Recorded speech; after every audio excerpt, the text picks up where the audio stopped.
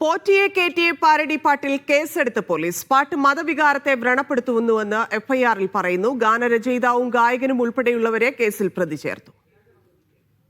DGPക്ക് ലഭിച്ച പരാതി cyber operations വിങ്ങിന് കൈമാറിയിരുന്നു.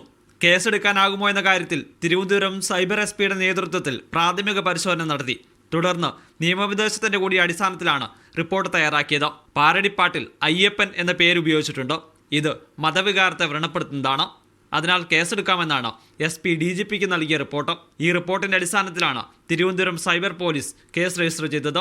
Kunjupillai എന്നാണ് കേസിൽ ഒന്നാം പ്രതിയാക്കി പേര് രജിസ്റ്റർ ചെയ്തിരിക്കുന്നത്. ഡാനിഷ് മലപ്പുറം, CMS മീഡിയ, സുബൈർ പന്തല്ലൂർ എന്നിവരാണ് 2 മുതൽ 4 വരെയുള്ള പ്രതികൾ. അയ്യപ്പ ഭക്തിഗാനത്തെ വികലമായി ഉപയോഗിച്ചെന്നും പാട്ട് ദുരുപയോഗം ചെയ്തവർക്കെതിരെ നടപടി സ്വീകരിക്കണമെന്നും ആവശ്യപ്പെട്ട് തിരുവാഭരണ സംരക്ഷണ സമിതി ജനറൽ സെക്രട്ടറി പ്രസാദ് കുഴിക്കാലയാണ് പോലീസിൽ പരാതി നൽകിയിരുന്നത്. പാട്ട് മതവിശ്വാസത്തെ വ്രണപ്പെടുത്തുന്നുവെന്നും പരാതിയിൽ ചൂണ്ടിക്കാണിച്ചിരുന്നു. മീഡിയ 1 തിരുവനന്തപുരം.